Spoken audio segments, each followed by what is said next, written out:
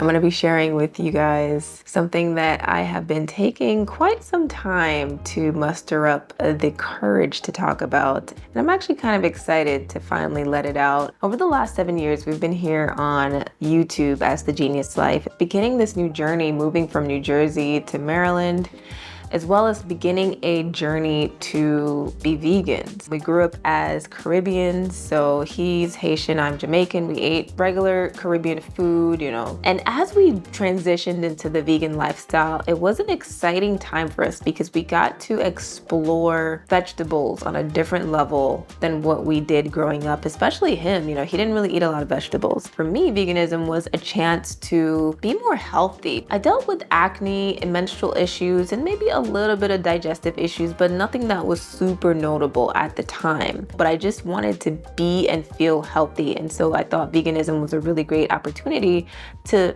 eat more plants and encourage myself to, be in the kitchen more with spices and herbs and things like that. Fast forward a couple years, I found myself dealing with more food sensitivities, menstrual issues. I also dealt with more mental fog than I ever had before. And so I definitely started to realize something was different. We weren't junk food vegans. All in all, what we were eating in the beginning, I don't think was terrible, but I have to say we introduced a lot of frozen foods into our diet that previously were not there.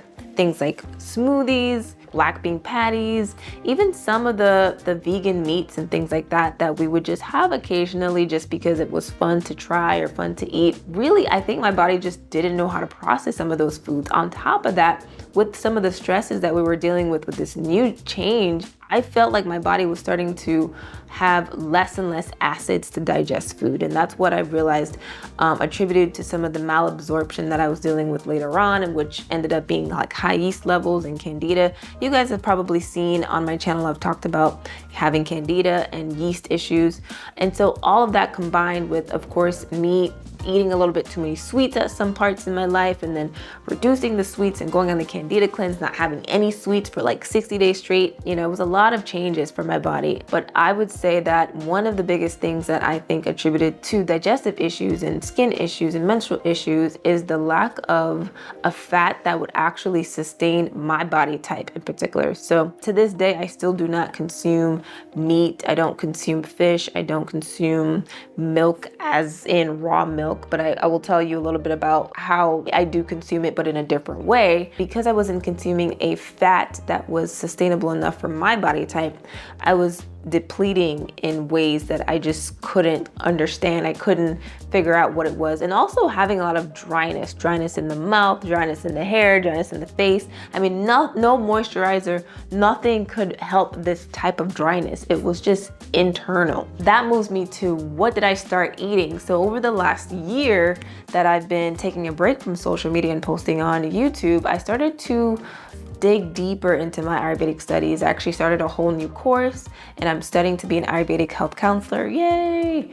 And through that, and also a course that I did that was actually a consumer-based course where I healed my acne on a deeper level than what I've done in my own personal healing. I learned and I experienced for myself that ghee was one of the best fats for someone that has a body type like mine, which is Vata. In other videos, I've talked about ghee very briefly, and that I didn't consume it at all. I read about it, I've learned about it in my textbooks, but experiencing it for yourself is a whole different topic. When you're experiencing dryness in the mouth and the hair and the body, the face, and just even constipation and things like that, there's really no other sign to point to than just you need to hydrate. Surprisingly, hydration is less about drinking more and more water than it is about actually having the right kind of oils in your diet, the right kind of fats. And that's another thing that I learned in these courses that I've taken over the last few years, is that quality fat and just water through food, such as fruits, and through, having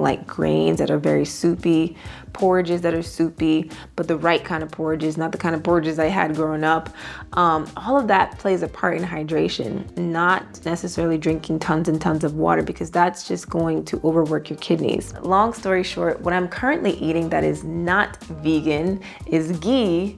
and buttermilk, also known as takra in Ayurveda. The buttermilk has introduced good bacteria into my gut, and I make it from scratch at home. So it's really amazing. It's almost like having homemade yogurt. And actually back in the day, when I used to work for Indian families, I actually learned how to make yogurt from scratch. And I was consuming yogurt, homemade yogurt, with my meals for years prior to going vegan. But then going vegan, I stopped having that. So now I'm starting to have buttermilk with my meals again. It's very nostalgic and I feel the difference. And I've been waking up for days on end with no bloat, no gas, skin is starting to clear up. Of course, the skin gets worse before it gets better, but I see where that difference is coming, and it's all a part of the journey. Also, with the ghee, the good thing about it is it pulls toxins out of the tissues, so it goes in and it helps to lubricate the joint, it helps to lubricate the intestines, but it also goes deep into the tissues and pulls out toxins. And these toxins were there for years, built up from undigested food, from eating at the wrong times of day, and even eating before the last meal was digested. And just some of these small things that I was doing that I think age played a part to it, because for years you probably do these things and don't even realize because you were younger. And I think that was what it was for me as well.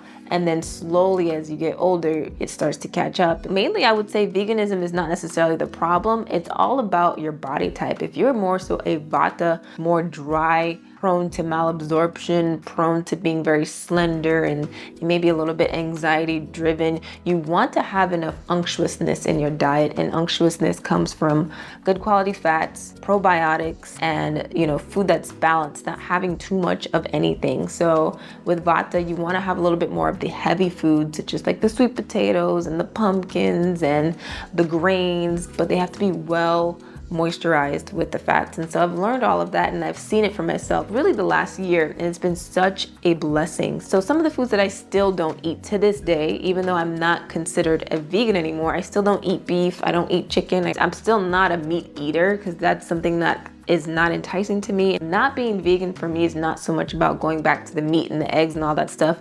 It's about feeling good and feeling healthy within my body through using foods like the ghee. It's made from scratch, and it's a really great experience that I've had with it, versus having whatever else is out there. There's a huge focus on balance as well in this new diet. Overeating was something that I did and didn't even realize I was doing it. I would say mainly that's because of my upbringing. You get a plate of food.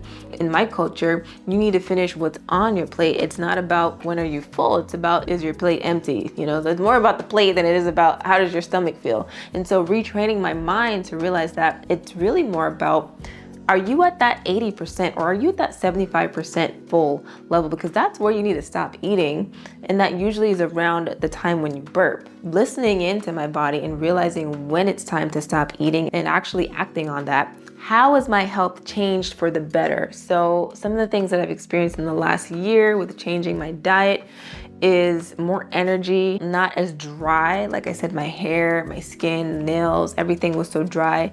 Everything has become more unctuous and hydrated and feeling luscious, feeling normal again, like the way you're supposed to. The next thing that I've changed in my diet is portion sizing. So not only am I spreading out my meals 4 hours or more in between, being very intentional to not snack or graze.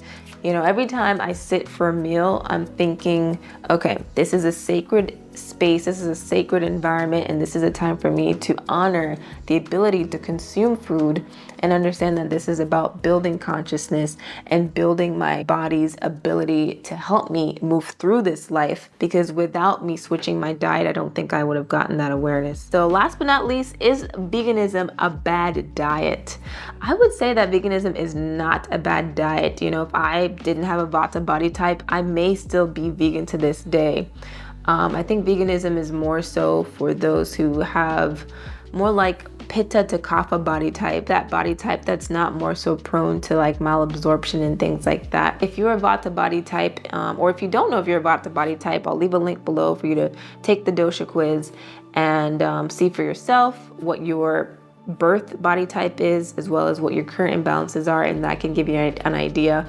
Also, if you're experiencing any of the symptoms that I've experienced over the last few years being vegan, don't be afraid to explore Ayurveda. It's one of the most oldest ancient healing systems that I've experienced, that I've learned of. There's so much text behind it. It actually makes sense. When you hear it, it makes sense. When you try the things that they recommend, it actually gives you results. And so that's what I've experienced. I'm so excited to keep doing these things and learning with you guys. And if you have any questions, drop them in the comments below, and I'm excited to share more of my Ayurvedic plant-based journey with you guys. See you guys on the next video.